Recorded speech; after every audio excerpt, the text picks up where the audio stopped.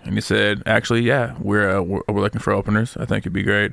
He said, how's $50? And at that point, I was like, I only have to pay you $50 to perform? Cool. He was like, no, I'm going to pay you.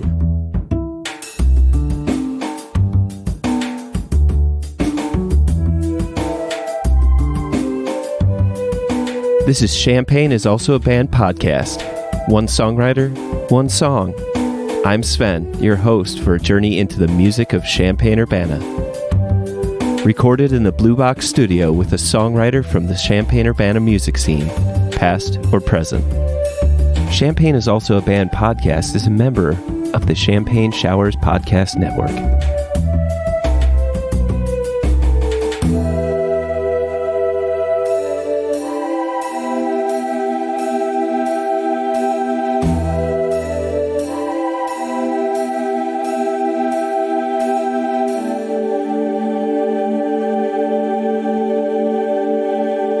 Welcome to Champagne is Also a Band podcast. Today, I have Chase Scott, and we're going to be talking about his song, Fuck, off the album For Shits and Gigs. Chase, welcome to the show. Thank you. We're going to be listening to the song Fuck, and I meant to say that you've been a part of a group called Trouble Chasin, which is you and who used to be Truth, a.k.a. Trouble. Correct. Who is now name change. Sandman Slim. Yeah. Is it the Sandman? Or? No, it's just Sandman Slim. I think Slim has two M's at the end. I still don't know the reasoning behind, but I think he just wanted like a rebrand, because he's kind of took strides in his life, and I kind of feel the same way, but I didn't want to change my actual rap name of Chase Baby. But I had a nickname growing up called Turny Mac, which was my name when I was out partying, and it became a thing.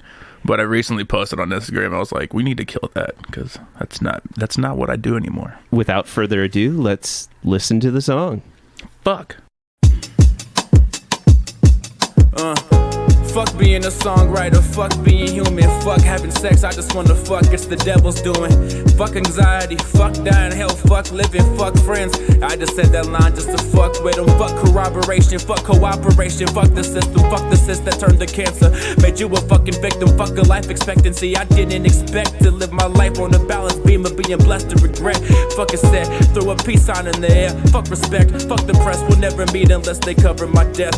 Fuck the feds, fuck the banks, fuck governmental restraint. Fuck school, fuck routines, fuck funding foreign complaint.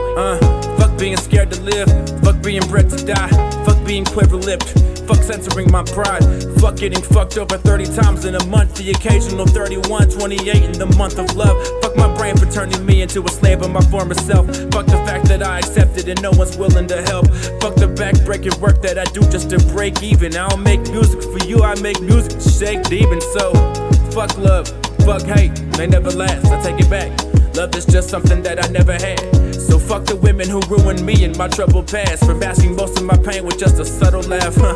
So fuck my cold heart, and fuck my warm embrace, and fuck your short-sighted views and your long for grace. Fuck the drugs that now surround my spinal, that turn my uphill climb into my downward spiral. Fuck potential, the song and the theory, and fuck death for taking the only doses of hope that I had left. I'm okay, I promise. Fuck lies and family ties. Them shits are better off than swinging vines. Fuck eyes, ears, smell, touch, and even taste, for reminding us that everything that dies that was once great. Fuck you for hoping this song makes a turn for the better, because it won't. It may just turn into my suicide letter. Some days you need to sit and just be pissed off at the world. Punch walls and take rocks from the moon just to hurt.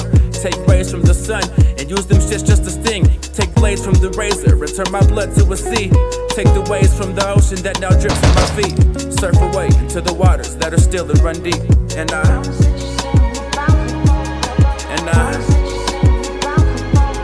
love you, I hate you, wanna kill you, but I can't replace you. So I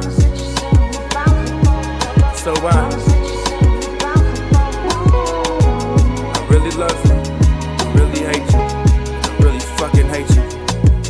Don't take this literal. I'm in control, I'm fucking strong. I've just been doing this on my own for way too fucking long. Taught myself not to cry, so I write my tears in these songs. They evaporate in your soul, and I hope you all sing along when you're sad and close to the edge. Know it's another being. Pick up where you left off. You've been gone for a couple evenings. You say you're chasing your dream. I think you're chasing yourself, trying to find whatever you lost. Too much pride, they asking for help in the process. You gained a purpose, impoverished, but it's working. Incompetence kept you nervous. A novice blessed with perturbance. They got to be topsy-turvy. You're drunk in the conversation. I love it when you say my name. It reminds me I'm still okay since I'm young and not old and gray.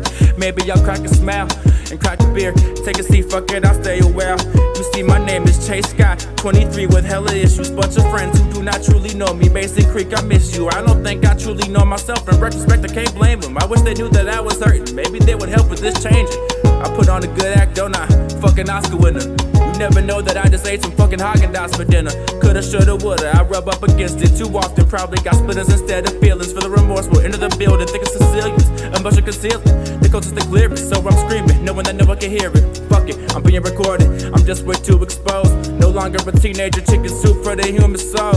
And when I'm home alone, I ain't Macaulay pranking. It's just some thought erasing. I'm still convinced that I'ma hardly make it. I know it's hard, but face it. Cause when you turn around and fold your deck, cross your hands on the table, fold your neck. Eyelids are growing wet from feeling like it's no respect. When you need everyone the most, they always seem to show neglect. Just look up in the sky, show your teeth from ear to ear. Put on this beat and feel inspired as your demons disappear in the thin air. Just know it gets better, baby. I've been there. No such thing as fear. Shed love instead of tears. One love.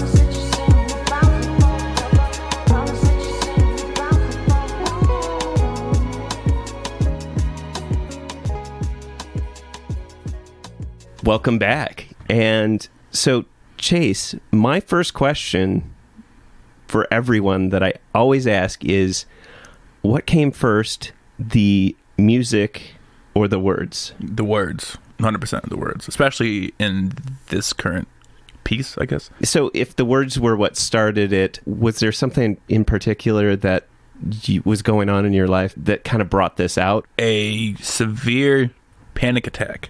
I was at home alone. I was in a pretty bad space already in my life. Just like beating the shit out of myself with alcohol and drugs here and there. Yeah, I'd had anxiety since about 21. And then one day I just had a terrible panic attack. And usually I try to find something to like occupy my mind. And it had been on my mind that I want to kind of write one out and see how it goes. And that's what happened. It was more so a poem than it was a song. And then the next day I read it and I wanted to make it into a song, so I just put on an instrumental, which was a Kendrick Lamar instrumental. I didn't have any plans on like officially releasing it for like monetization, so I threw on that beat for, I think it was Sing About Me by Kendrick, and I just rapped it. I didn't have like a flow in mind. It wasn't prepared. It just happened, and then it happened to be one of my more popular songs. It's interesting that you talk about that you, can I say, developed anxiety at the age of 20? Yeah. Is that a fair? Okay. Yeah, absolutely. From your personal writing, you specifically mentioned that you're 23 in the song. So it's, to me, I'm thinking you've been dealing with this for like the last 3 years, and then it kind of has come to a head in a way. Absolutely, yeah. And it's funny because I did actually highlight this part because it is, maybe it's too early to be pointing out some favorites, but I do love the line of, I don't make music for you, I make to shake demons. Yes. Yeah. And I just, that kind of is kind of a pivotal kind of point in this. I don't know. I feel like if you want to break this into, before you say that line of, I don't make music for you, I make it to shake demons, feels like that section is all about like throwing shit out the window. Yeah. Kind of like, I don't need this anymore and I'm tired of dealing with it. Was this a point at which you're also like starting to look for help from other people and reaching out? Because I feel like that gets into the second section. I don't know if I want to like divide these up into sections because it feels like such a stream. Yeah, I mean it was really unorganized, which is a testament to how kind of those attacks are. There's really no like rhyme or reason to it. But the beginning of the song is more like a purge, and then there's kind of like a refrain where the beat just kind of kicks into like a vocal sample, and then I come back in, and then it's kind of like coming to terms with, you know, it's less explicit than the first half. It's a lot more optimistic than the first half. So I'd say the first half was more so me going through the anxiety attack, and then the second half was more me coming out of it and trying to find, you like, the silver lining in it all. Just before we jump to that part where it was the fuck being scared to live, that part, I feel like all of, like, that first part is all about, like, fuck all the things that are around me and the things that are coming at me. And then I'm going back to that part again and again where it says, I don't make music for you, I make it to shake demons. Yeah. But, like, right after that, your section, it's like you've turned that back into yourself. Like, it's that self-reflection. I do have a question. So you did mention in that section that fuck the drugs that now surround my spinal that turned my uphill climb into my downward spiral. Yeah. Is that something that's specific to you? Yeah. So there's a flower called the morning glory seed. Well, the seed that turns into the flower. And there is LSA in that seed, which is a more visual trip. It's like LSD, it's in the same family. So we boiled it into a tea one day and drank it, and I tripped my fucking face off. And then it was pretty bad for a nice hour of it. And I think that had a lot to do with my anxiety, just because it like opened up a lot of like doors in my mind. But also anxiety runs heavy in my family on my mom's side, so it's something that I was already like predetermined to. I think it's just like that's what kind of helped trigger it in my case, but it's something that I was bound to, you know, come across anyway. So yeah, that's what that was about, because they say like spinal fluid has a lot to do with like flashbacks for acid trips, and you like crack your back or something like that, and then you can get like a flashback. I've never had a flashback in my life, but I did not know that. But this was after you had already like the anxiety had already No, this was pre-anxiety. This was like 19. This was pretty close to when it was about to kick in. Do you might attribute part of that to your... I think so, but I think it's kind of unfair to try to like place a certain event on it, because it's something that I feel is like culminated throughout your lifetime, and there's a lot of things that can like trigger an attack. That was one of my first like helpless traumatic experiences, and I think I just associate with how I felt at that point as to how I feel when I'm in a panic attack, because you feel very helpless and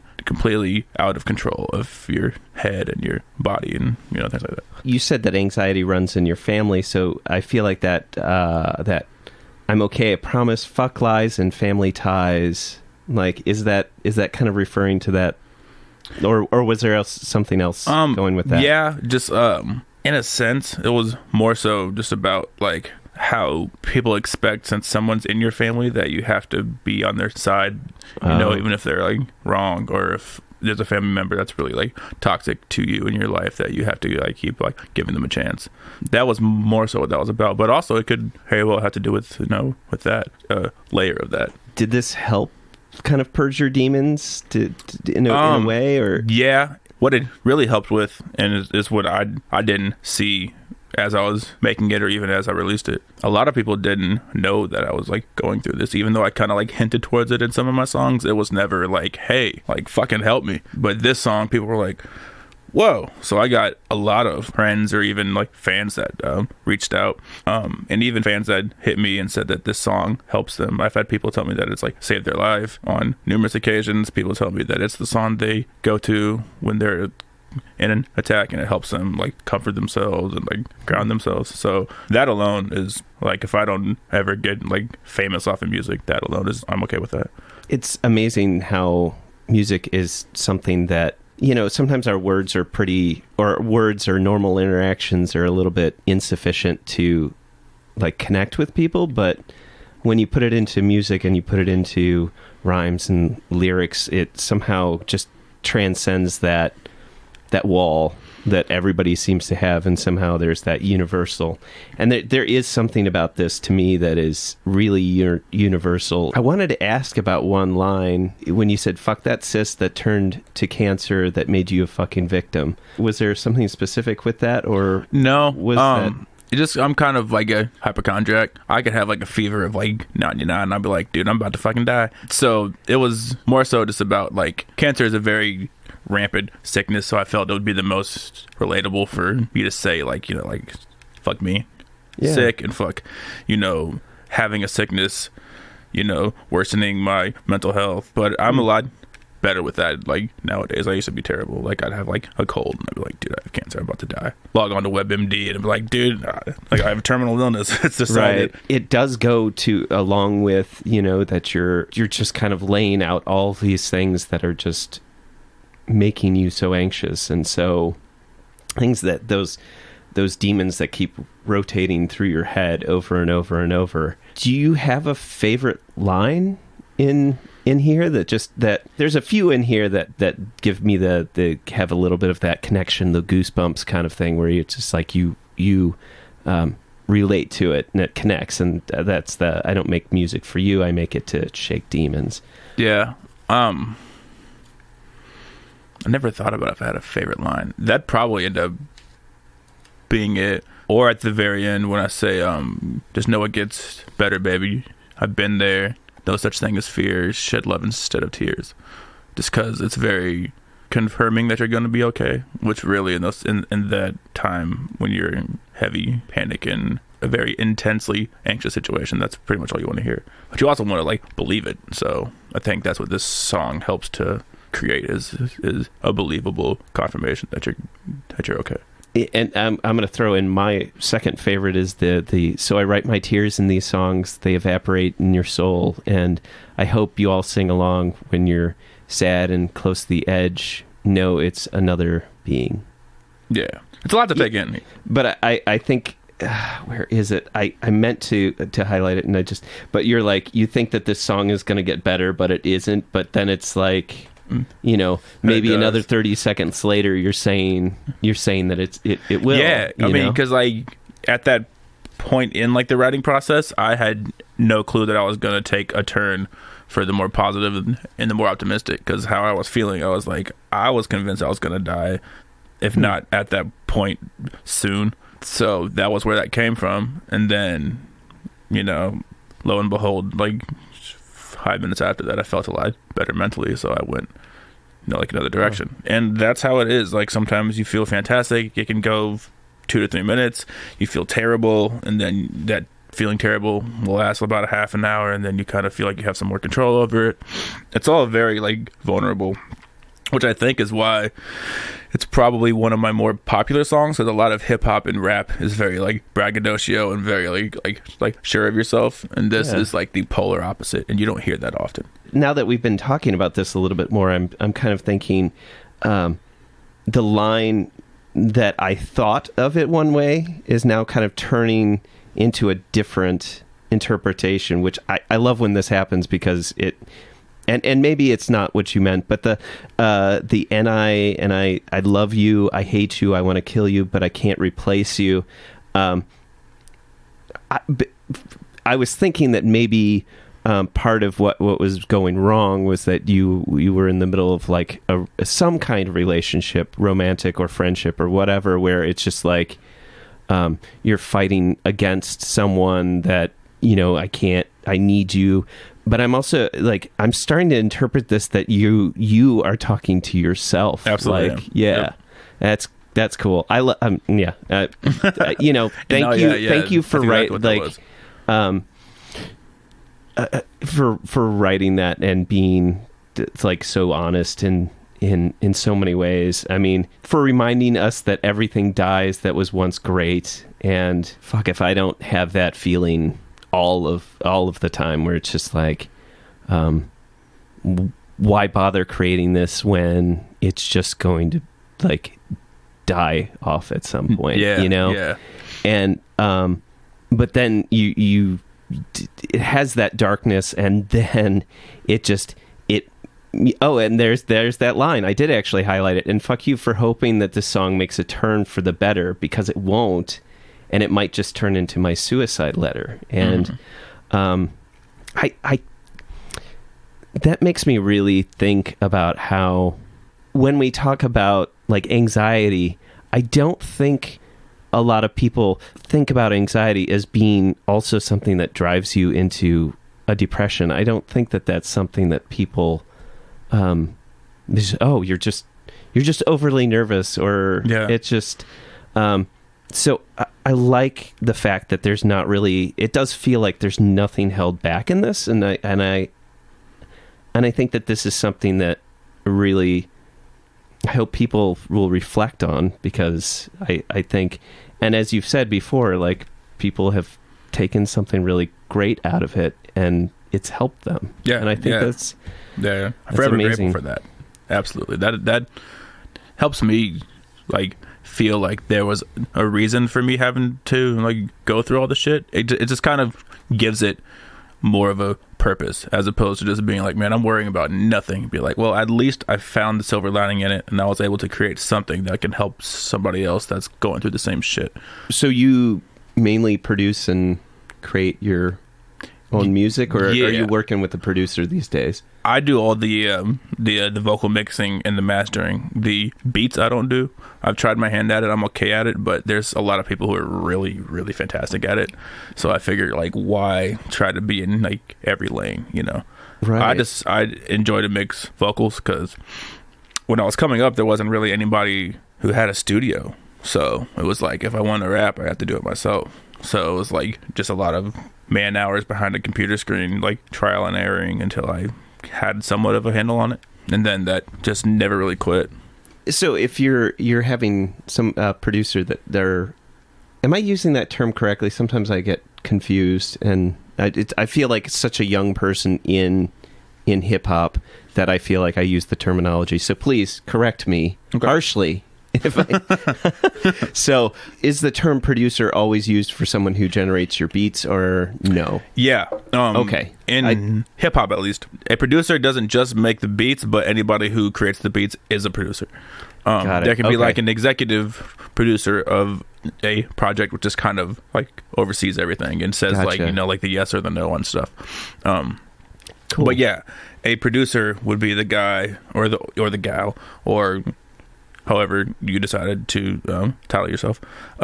They create the beat, and then the engineer or the mixer does like the vocals and the recording and all that stuff. Okay. Because there's been people who would say like produced by, you know, and it's just like the guy that like recorded the vocals, and he may not know, but in doing that, he's taking credit for producing the track and not giving credit to the person who actually had. It's very important to give credit to the right people, and I don't think you need to credit the person who does like the audio engineering on the track, because you pay them by like job, so they're not getting like royalties on this a lot of the time. So there's no need to really like credit them. Has there been any moments where you've created your lyrics and a producer comes along, gives you some beats, and you decide to kind of mesh those two together, and somehow it changes the way that the rap comes out? Like with this one, you had the lyrics were written first. You said you wrote them kind of poetic, and then you drop in the beats, and then all of a sudden, does that change? Yeah. Well, prior to that, really, and a couple others, the formula that I like normally follow is I play the beat, and then I construct the song or like the lyrics to that particular beat. That just happened because it was more of a like poem, like spoken word type of thing. It wasn't really set to a tempo or like a rhythm. Yeah, the majority of the time I play the beat and then I compose all the lyrics afterwards. Oh, okay. So so this is kind of a unique piece in every sense, because it's not like confident at all. It's very vulnerable. And prior to that, I never did anything like that. Now I do often, not as extreme, but I try to be more like open and vulnerable, and like use my talent with like wordplay to like captivate, as opposed to like kind of create my own like island, like I'm the biggest of them all, like I'm a rapper. It's like that shit's pretty like corny. get that, and your craft. Sometimes I feel like, and maybe this is part of the style too, but like a lot of hip hop, it's like the rhymes lead rather than the lyrics lead and then just happen to land with a rhyme. Does that make sense? Like sometimes I feel like that they just get led by, and sometimes that's that. There's a few artists that I really I kind of enjoy that it's obviously leading with the rhyme. Yeah. But then sometimes I'm just like, what? Oh, that's really clever. Yeah. Like, you know. Yeah. I do that a lot. I just feel like it's easier to listen to and to ingest, and hip hop's pretty old now. So like a lot of the shit you're going to say has already been said. So you might as well say it as clever as you can. Right. You know what I mean? Yeah. How did you get into hip hop? How did, like, oh man, I mean, I just even in general, like writing poems, it sounds like you wrote poems maybe before you got into hip hop. Mm-hmm. Music I fell in love with as a child. Just before I could speak, I always liked music. This was in the era of cassettes, like right before CDs really became a thing. So I had like a little like Playskool cassette player in my shoebox full of tapes. My mom always like sources this story of when I was a child, and she would mix up all my tapes. She would like take the cassettes out of the cases and spread them around. This is before I could read or write, but I would associate the text on the tape with the text on the case, and I'd be like, okay, so these two clearly match, because I would get frustrated. I was like, so I'd spend the time to like put all of them together. My mom associated that with like, wow, he really likes this music. And then hip hop, because my oldest brother Tim, he was a hip hop fan, and I would go into his room and steal some tapes because I couldn't hear them. I think the most hip hop I could get hitting like, you know, like, what was it, Camelot Records at that point. I could get like an MTV like Party to Go compilation, which was always edited. So I'd go into his room and I'd take his tapes, which were not edited. Like Wu-Tang was one of the favorite ones. Onyx's album, Bacdafucup, which is one of like the most explicit albums of all time. So that was a great one to get into. It was a Digital Underground one. It was like a yellow cover. It was animated. I can't remember the name of it. Okay, so if you're wondering, the album that he's referring to is The Body Hat Syndrome by Digital Underground, and it was released in 1993. But so I would play with those, but I'd be pretending to hear like some like happy-go-lucky stuff, so my parents weren't like, what's he listening to? I'd be like, yeah, everything's great, Mom. But in reality, I'm hearing like, move back, motherfuckers, the Onyx is here, back the fuck up. And I'm like 3 years old. That curtailed into freestyling, which I got into because my oldest brother, who I just mentioned, he would have his friends over and they had a karaoke machine, and everybody wants to emulate their older sibling. So I started freestyle. And then it pretty much stopped at that until I started writing poetry around like 8th grade. And then I wrote my first rap not far after, the summer of 8th grade into freshman year. And then it's all spiraled from there. Is there anything that you'd like to say about the song? Just in general, or like if you want to add to it? I don't know. We've covered a lot of it. I think the majority of it comes from like discourse of the song, and then I kind of like uncover these little tidbits that honestly I haven't even really like thought about. I will say that I knew I had something on my hands when I played it for a few of my friends who came over. They'd always like hear the project and say if they liked it or not. And then it got to the last song, which is Fuck, and they heard that and they started like crying, and they were like, play it again. And so I played it again, and I was like, whoa, like didn't expect that. And that's basically been the reaction for anybody who's heard it, either friend or fan or someone who wasn't hyped to me before. And the music video really helped the reach. It didn't reach that far on just like the song. I think it only has like 700 plays on SoundCloud, but on YouTube it's in like the 4,000 or 5,000. On Facebook it's at like 23,000. The video release really helped it spread. I feel like I missed my opportunity to be vigilant on my research because I didn't know there was a video about it. But oh yeah, I'll definitely link that in the show notes for sure. Yeah, it was a fun time. We went to Chicago. My stepsister, her baby daddy, who shoots videos, heard the song, and he lived up in Chicago with her at the time. And he was like, man, I want to shoot a video to this. So he reached out. I went up there. We shot for 3 days. Got a whole bunch of scenes. We edited it. And it was cool. I had to shave my beard for it. I was pretty pissed about that. I had to wear some eyeliner. I had never worn eyeliner before. It was very uncomfortable to apply. And I gained a newfound respect. Shit's uncomfortable. Yeah. Just like anything with a sharp point being that close to my eye was like, no. Yes. But so damn it, did I look good? That's actually kind of remarkable when you have something that people are like, I want to expand on this. It needs a video. Yeah. I think that's amazing. Yeah, because if it wasn't for him reaching out, that would have never happened. Because I honestly didn't want to put the song out at all. I made it for myself, and then like my friends heard it, and they're like, "Dude, like you need to release this. There's a lot of people that could, like benefit from hearing this." And I was like, "No, I don't want to like put that out. I don't know." Like at this point, the stigma was very much alive. Not many people spoke about it. I mean, like the mental health subjects really blossomed since, but at that point, it really wasn't a topic in music in general, at least like that obvious, especially in hip hop, So I was like, I don't know if I want to do that, but then I did, and I'm very happy that I did. Champagne is Also a Band podcast is proud to support Jubilee Cafe. Jubilee Cafe is a free weekly meal program at Community United Church of Christ, 805 South 6th Street in Champaign, Illinois. Jubilee Cafe serves a home-cooked meal from 5 to 6:30 each Monday. Their mission is to feed hungry people by cooking healthy, delicious meals and by serving their guests restaurant-style with servers waiting on tables. Jubilee Cafe is open to anyone who cares to eat with them. Because food insecurity among students is so high, they serve students as well as others in and around the Champaign-Urbana community who struggle with hunger. Meals are free to all and will be served each Monday evening. Located in the accessible lower level of the building at 6th and Daniel Streets in Champaign. For more information on the meal or how to volunteer, go to the Jubilee Cafe CUCC Facebook page or email them at jubilee.cafe@community-ucc.org. That's jubilee.cafe@community-ucc.org.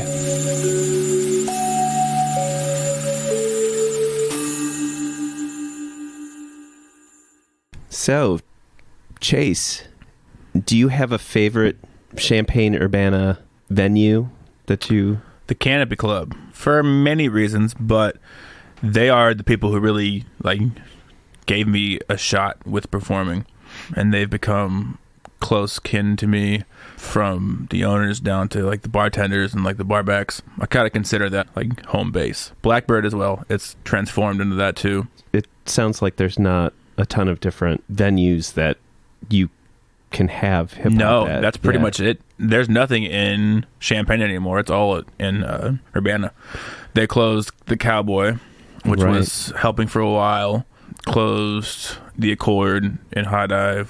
Closed Mike and Molly's. And it was really a terrible way to do it. They took the hip-hop scene and then they made it the scapegoat for closing all this stuff. But it was really like some racial tension from the people who owned it. And they wanted to gentrify downtown, and having those there as venues wasn't allowing that to happen. Because if you've noticed, since they've reopened everything, it's really tailored to the middle age, white male, right? Yeah. So whatever. It happens. We still got Canopy and Blackbird. Some house venues will pop in and out of the scene to help support, but yeah, there really needs to be more of a staple venue. So it's basically Urbana is taking all the slack, which once again, Urbana seems to be killing it in terms of the music scene these days. Yeah, absolutely. It's just unfortunate. You said that Canopy Club gave you a shot. When did that happen? 2012. So basically any hip hop show that came to Canopy, I would email them and ask if I could open. I'd send them some links. Sometimes they wouldn't answer. Sometimes they say it's not going to work out. I wouldn't take it and I'd be like, oh, okay, well. So I saw that Machine Gun Kelly was coming to Canopy. So I sent them an email. The same thing. Hey, this is so-and-so. I'm a local rapper from Champaign, Illinois. Here's some links to my music. If you think I'll fit this bill and there's room for me to be an opener, that'd be great. And he answered back, and he said, actually, yeah, we're looking for openers. I think it'd be great. He said, how's $50? And at that point, I was like, I only have to pay you $50 to perform? Cool. He was like, no, I'm going to pay you. And I was like, what the fuck? I love it. Oh. So yeah, that was my first real like big show, and I was nervous as shit. I brought all my friends on stage who were on songs with me, and I did all the songs I had with my friends because I wanted to like share the experience. And then yeah, it all kind of snowballed from there. I gained a fan base from that, started releasing more music. I upgraded my studio equipment so I had a better sound. And you were Chase Baby at that point. Yep. In 2012. Yep. Yeah, cool. Yeah. I'm not gonna pay you $50. I love it. It's like, I love that, dude, so much. I only gotta pay you $50. Cool. I gotta pay like $100 because I got the only show before that I paid to perform, and I thought that was just like the going thing, and like it's such a terrible thing. It's such a terrible concept. Like promoters who can't like promote a show the right way, they take full advantage of these like thirsty kids who want to perform. Right. And it's terrible, man. If you're one of those promoters, man, shame on you. But thankfully they weren't. And I was like, I get paid? Oh, sweet. Yeah. So I thought about framing the check, but I needed that $50, so I cashed that bitch. You mentioned that for the show, you brought a lot of friends up that helped collaborate on your work. Yep. And that's one thing that I think not everybody really appreciates about hip-hop is I feel like there's a sense of community that you don't get in the other styles of music. That it's like you share a moment, you're telling a story, you're bringing in other people that are part of your life and your experience. And where do you think that came from? Like that sense of like, it has to be a sense of community. It's probably just from like the origin of hip hop and how, you know, how it began. It wasn't the cool thing to do. It was like people taking scraps, you know, some old Honda equipment. They'd like retrofit it to work again. Hip hop was created just like making do with what they had. Yeah. And then the community sense was, I mean, it began in like the housing projects of like New York on, what was it, Sedgwick and Cedar with Kool Herc and all them. It's always been a very close-knit community. And there's a lot of like competition. It's like friendly competition. It can get unfriendly at times, but because we're all in the same boat, especially if you're just like a local rapper. Like if you have an ego as a local rapper, like why? Which I used to, but you know, I mean, it happens. Well, we all got to grow, you know. Yeah, right? man. So, you know. That's one thing too that I notice is you said hip hop started on like this very bare bones and very like what you had available and a community like effort. There's a really strong tradition of using samples that comes from that kind of tradition of using what you have, what's available. And I mean, like they didn't have saxophones and, you know, a horns section available, but they had a turntable and they had these records that had those sounds that just kind of spawned from there. And sampling was really like shunned on for a while, especially by like, you know, like musicians like, oh, well, you know, you're just like cheating us that are actually like, you know, like creating the sounds, but it's still creative. And nowadays it happens throughout the spectrum of music, from like pop music, it happens in like alternative, it happens everywhere now. And one of the things that I find, I want to say kind of remarkable about the whole thing is that when you're using these samples, there can sometimes be like a resurgence in the interest of the song where the source material came from. Absolutely. And like where's that hook coming from? Right. Like what's and they get royalties from it, so you're getting like more money off of your song. You should be happy. And it's really kind of unfair to the people who created like, you know, like an art out of it, like J Dilla and Q-Tip and countless others. I'll pay you $1 million if you can find me someone that can just hop in the studio and they can like do what Dilla did, just like without any experiences out. You know what I mean? Like some guys like, well, I play the trombone and the trumpet. You okay? All right, bro. Fucking sit down right there and, you know, make a beat for me. Right. They aren't gonna know what to do. These producers are creative and they're geniuses. That's really the hip hop that I fell in love with. Was like A Tribe Called Quest, De La Soul, Common, especially A Tribe Called Quest. I think the first song I heard and fell in love with was Award Tour. Who do you really like in the Champaign-Urbana music scene, in the hip-hop scene, that somebody that listens to this episode is like, who do I listen to? Okay. My favorites especially coming up when I first was trying to create like a name for myself. My favorite local rapper was Jay Moses, who is, if not the creator, one of the creators behind The Great Thinkers, which is Mother Nature and Great Sky and Jeff Koons. But in like a general sense, Truth, aka Trouble, aka Sandman Slim, not just because I'm like biased. He's a very, very, very, very talented person. Gatson, J-Rail, who I don't know if he's rapping much anymore, but he's one of the more talented wordsmiths around town. J.R. Guala from the Guala Boys, I like him a lot. Mo Pesci, even though every time he sees me he says fuck Chase Baby every time.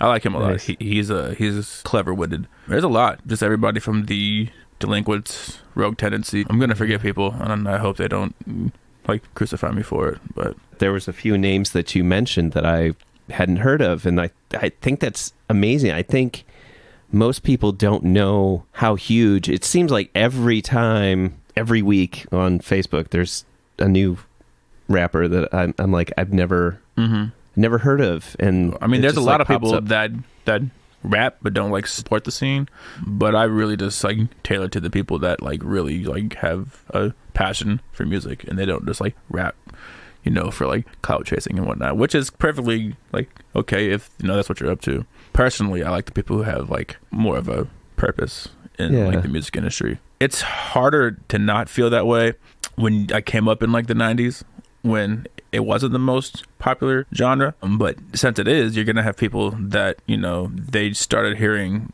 hip hop in like the early 2000s or even like the 2010s, you know. Right. So I mean, I can't fault them for like when they entered in, you know. So what do you think would help bring the hip hop scene out? I feel like the obvious answer is like, one, that, you know, let's have more venues that are, you know, tailored to hip hop or more open to hip hop, and make that, you know, available so that more people can see hip hop scene. I mean, either someone's got to get famous or it's got to become more of an experience and not just like a lunch line of rappers hopping on and off stage. It needs to be more like culture based, which Rob K of the Champagne's Cypher series, he has a very good grasp on that. He does these Cypher Saturdays at Blackbird. It's like a monthly installment that he does, and he usually has Painter. There's some rap battles, there's some like producer battles, there's performances from acts, and there's like a DJ. So it's more culture based and creating an experience. And people just got to leave the fucking house, man. People don't like leaving the house anymore nowadays. Well, it's been a cold winter. Yes. But of course this was all said before there was a pandemic, and of course before there was a shelter in place. So oops. Yeah. Yes. I mean, everything's tailored to where you don't have to leave the house anymore. I mean, like, turnout for shows aren't the greatest anymore as they were, but they can be. They just have to have a reason to. So you have to make it fun. It has to be more than just somebody on stage rapping for, you know, 30 minutes and then that's it, you know.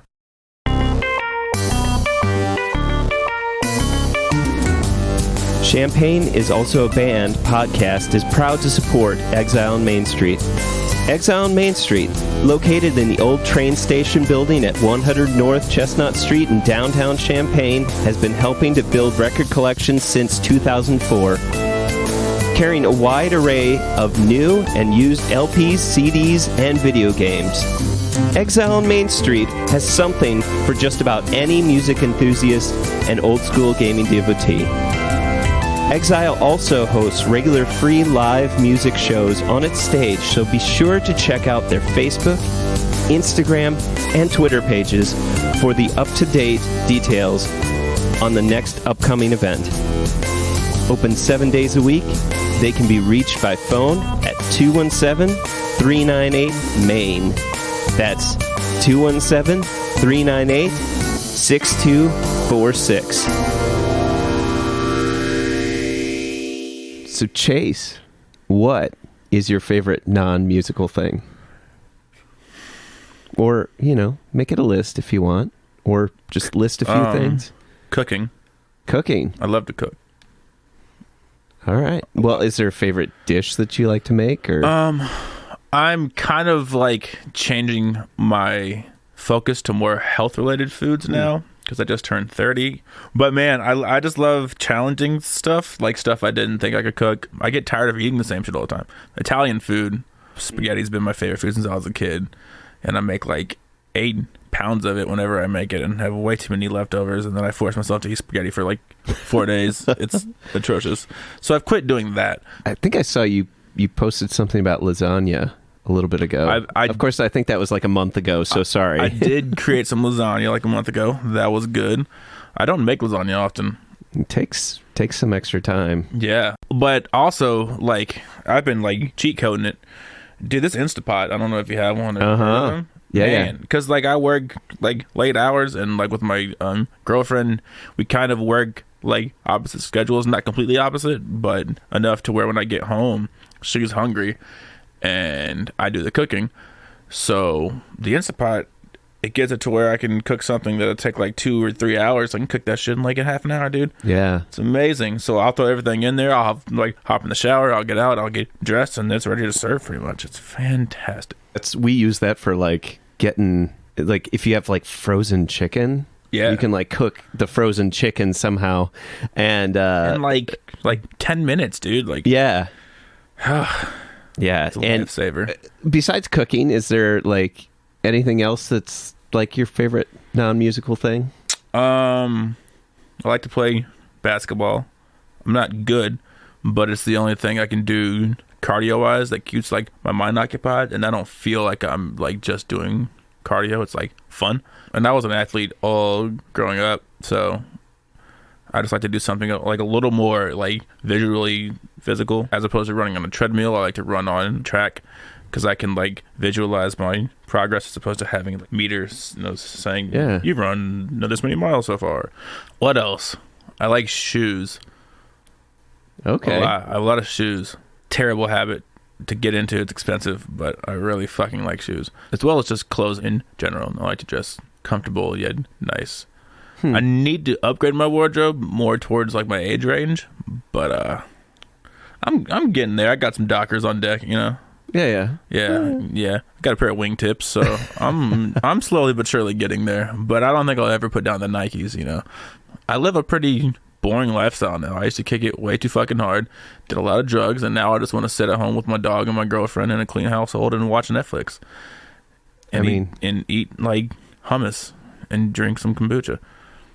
Hey, that's like the American dream right there. Yeah, dude, I got it figured out right now, dude. This 30 years, I'm excited for my 30s. My 20s were fun as fuck. It was a roller coaster, but damn it, am I glad to sit that down. Like, it was a lot. Chase, thank you for being on the show and telling me about your song, Fuck, and like how you got into hip hop and the Canopy Club and hold on, I gotta shout out one more rapper. Big Trees. I'm in a group also called Chasin Trees. That's actually who we got booked as for the MGK show. So he don't rap as much anymore. He has a wife and a kid, but I'm actually going over to his house after this. But we are working on some new music, and we actually like never dropped a project, so we're gonna actually drop a project. And so it's gonna be. I had to shout that out. So it's as Chasin Trees. Chasin Trees, which is what it preceded Trouble Chasin, and everybody like thought we should call ourselves Chasing Trouble, but I feel like it'd be unfair to Trees to just kind of like take his name out and add like Trouble. So I wanted to switch it up, and Trouble Chasin I think has like more of a ring to it. Sorry to interrupt. No, that's great. Thank you so much for being on the show. Yeah, man. I've always wanted to do a podcast. It's had to be the right one. I figured I had a lot of shit to say. And I've been hearing podcasts a lot lately. Yeah. Because I don't read books as often as I should, but I feel like it kind of keeps me up to date on things. More than happy to do it.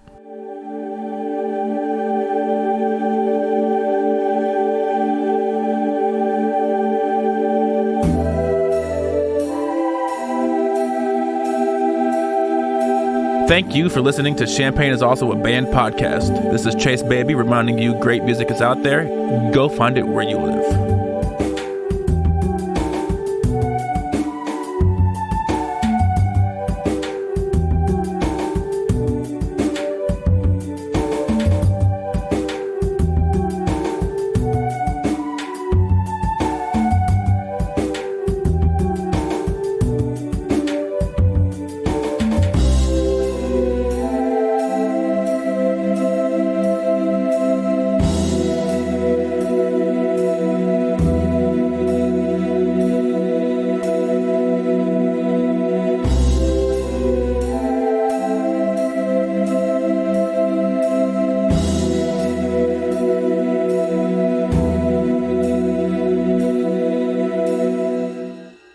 You almost have an NPR voice. It's so good. Studio South Speaker on the